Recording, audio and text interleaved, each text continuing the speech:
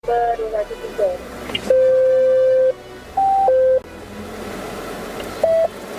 kita tak ada, itu saja. Roger out.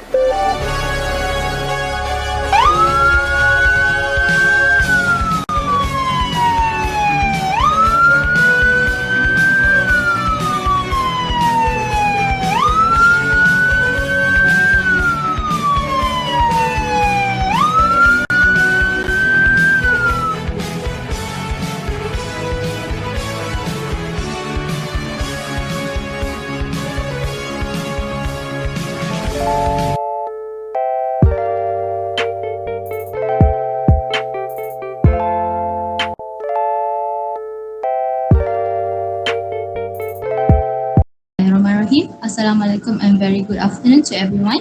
Without further ado, it's my pleasure to introduce you to Director of Angkatan Pertahanan Awam APM Sabah, Kolonel Pertahanan Awam bin Sharudin bin Madzin. First of all, thank you Mr. Sharudin for your politeness in agreeing to our interview.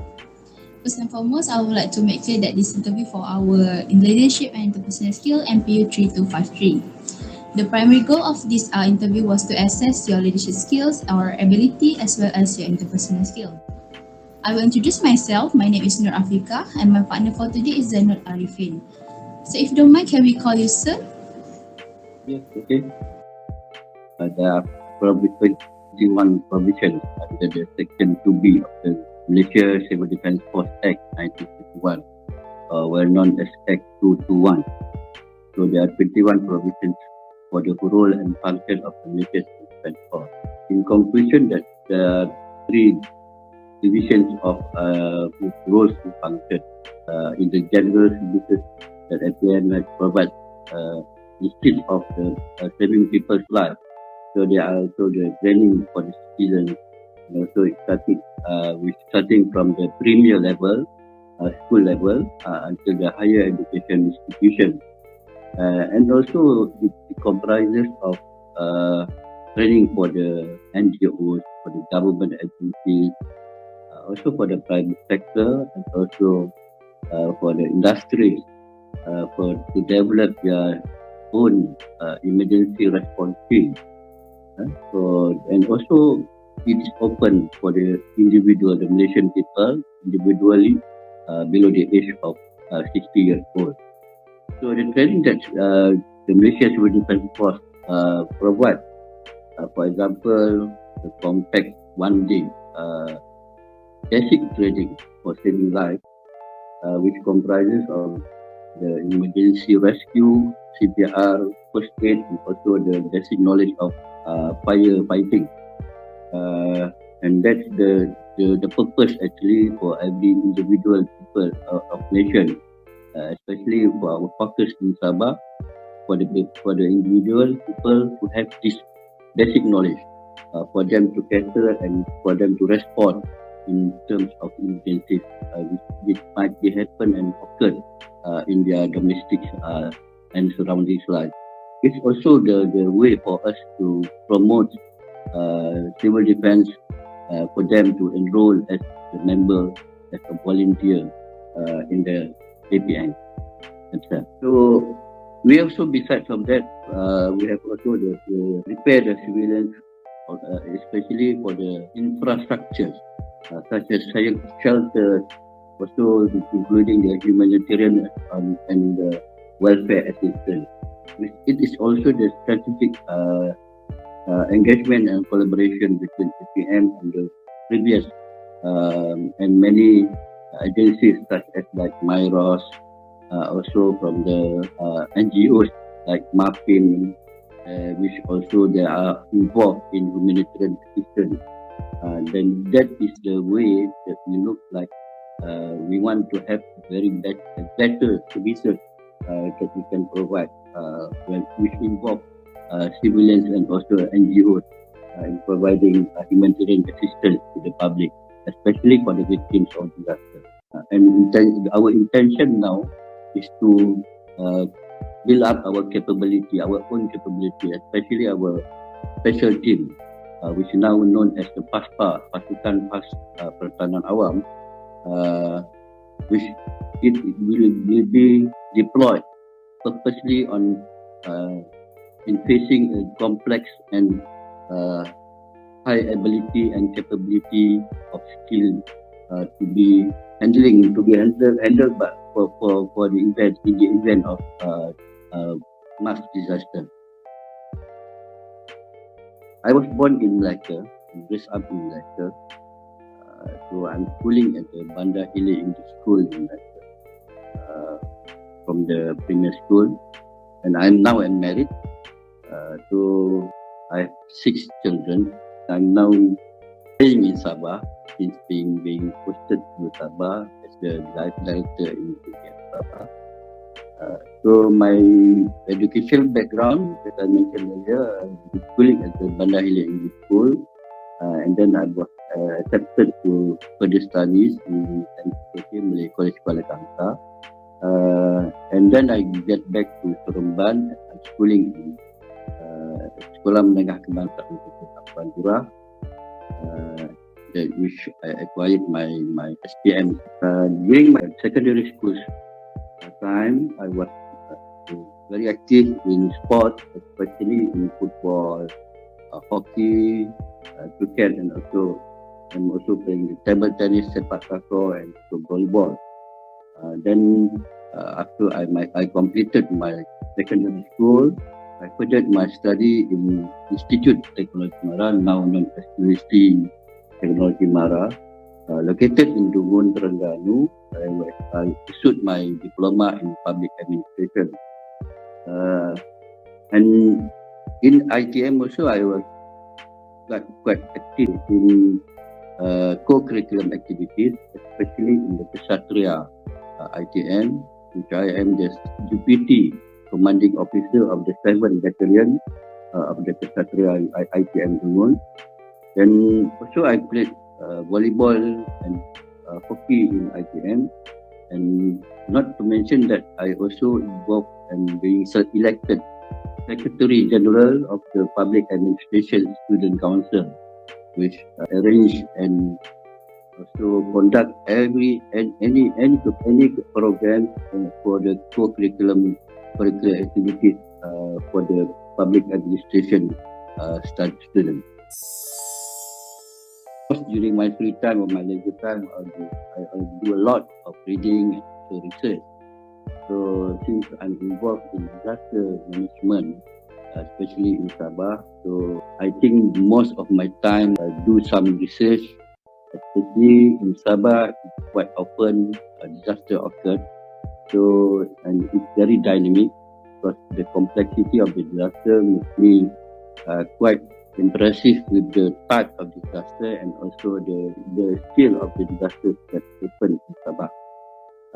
Because it's not everyone may be known that Sabah is prone disaster area, but the type of disaster might be very difficult to predict, and I think this is the way and the most important thing that I can have to do some research on how this situation can be handled and being overcome.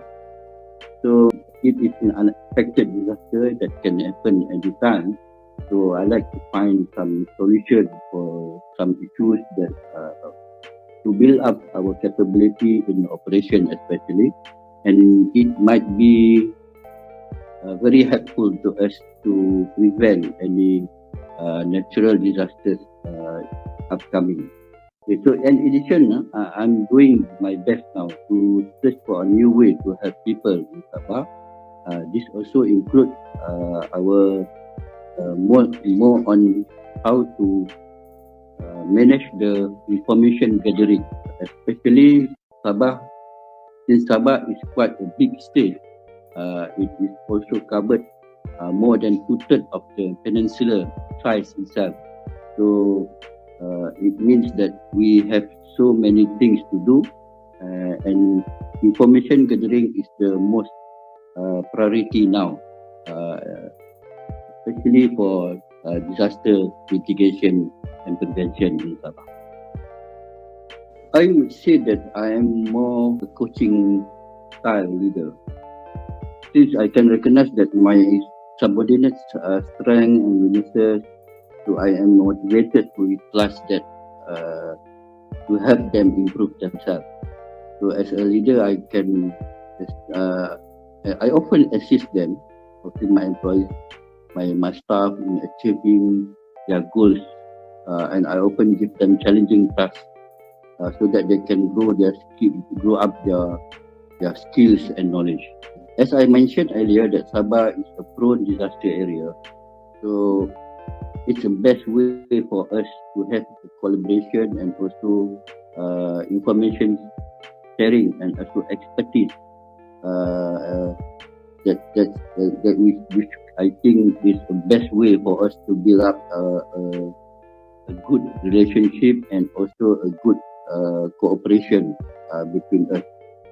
So also a visionary leader, which I think to set goals for everyone in my team and make sure that they can contribute in any cooperation level, system level. So with this vision, I think my team can move forward clearly towards the result rather than winging in it without a clear vision or plan. And I think lastly, I have been practicing a consultative leadership style, which I think is more suitable for my team, letting them know that everyone can play their roles, they can play their parts and give them their input, but in the direction that I see that is more like team building, and I think it benefits us more in doing that such leadership skill for them. So later, I think there are some general characteristics that an individual must possess to become a successful leader, such as confidence level, honesty, also the communication skills, empathy, optimism, and acting as a role model, and so on. So for Muslim, I think no one has ever come close to Prophet Muhammad sallallahu alaihi wasallam leadership level and the skills that I think we cannot achieve as at par as Prophet Muhammad sallallahu alaihi wasallam, because Prophet Muhammad sallallahu alaihi wasallam is the greatest reformist and also leader, as we know. So for me, I do adopt honesty, courage, and generosity, either in doing tasks or when I talk with my subordinates, because they are also human beings, just like us, just like me. Okay? So I have been working under my superior's order, and everyone for me, for any employee, they should obey the orders from their leader. And my goal now is to ensure that they are comfortable working with me. At the same time, they are able to work honestly and also produce a good quality in their tasks given to them. Okay, I think it's more appropriate for every employee to have this type of leadership skill. I think there's so many challenges during my 28 years of service in APM. Okay, but I think also I would like to highlight only several challenges that is on long-term goals first. So one of them is to me is to put APM as an organization in line with nation's constitution and laws.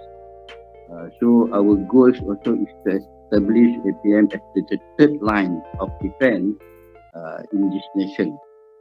But it is not, of course, not an easy as it looks.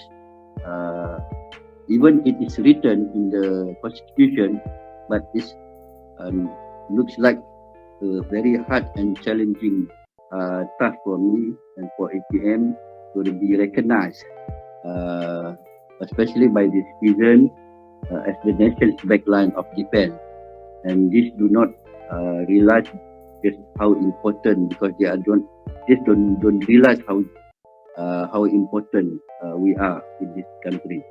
So I think this is also very difficult and has been a challenge, a great challenge to us for many years, and we are still now working very hard to overcome or to make this as a reality.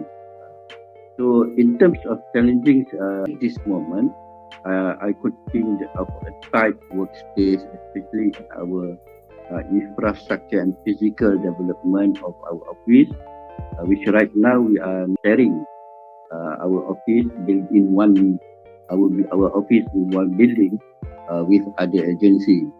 So I think that our office can be tight actually sometimes.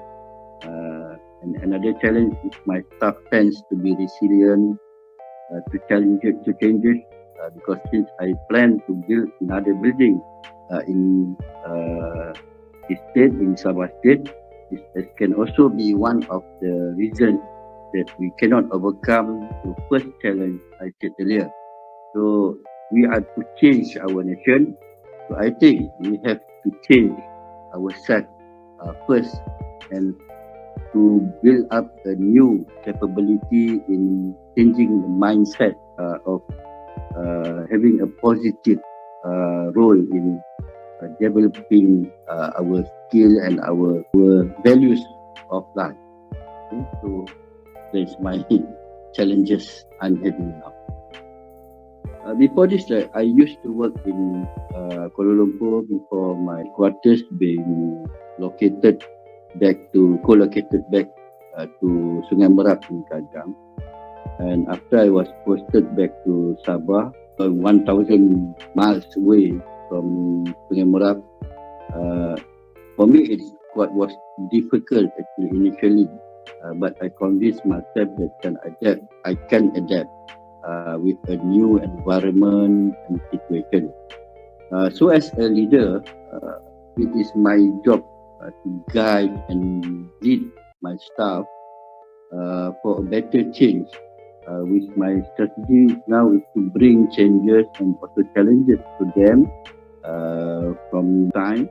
Okay? And psychologically said that humans tend to oppose sudden changes.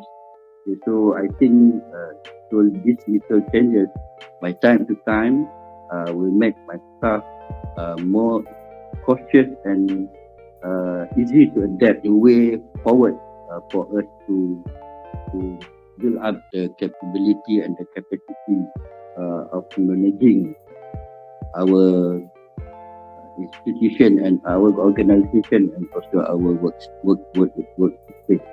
So for me, it's more for them to have a new mindset of thinking, and I think they have to realize that changes might make them more positive in having a more developed way of managing problems in life.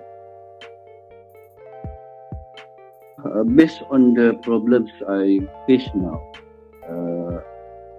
I learned that I must be alert with some unexpected situations, especially involving dynamic natural disasters. So this is quite difficult thing actually to execute, but this is due to the fact that even if we are fully prepared for the worst, there might be also even more worse situation or outcome. So for instance, the flood situation, for the place that is annually affected by floods, it will be easier to deal with. And conversely, if a flood happens on a highland, it will cause difficulty in solving the problems such as saving and evacuating teams. And in other way also, we can realize that during flood, it's not only open for flood, for the water pouring on the ground, but also we might be having more disasters like landslide, some sort of maybe drowns, people drown in the water. So another thing that I learned is to be able to apply knowledge in terms of these unexpected situations. And not every situation uses the same solution as I mentioned here. So I must be more critical, more efficient and quick in making decision, and of course it should be discussed with relevant agencies, also authorities, to make it a comprehensive decision and not a one person decision. So I think that's the method and skill which I think we have to build up in APM. In my opinion, there are few goals that have been in my mind. Firstly, I want to establish APM as a respected and well-known organization in the nation. I know it's quite difficult at this moment, but I think we have multi-level cooperation. So I also would like actually to have APM to be a strong and to have a strong philosophy in terms of law, operation, and also our services. As for my personal view and personal life, I might do something after I completed my service in 2 years' time ahead. So I think focusing or having a natural life with the natural people outside might be a great decision for me in my future after my retirement.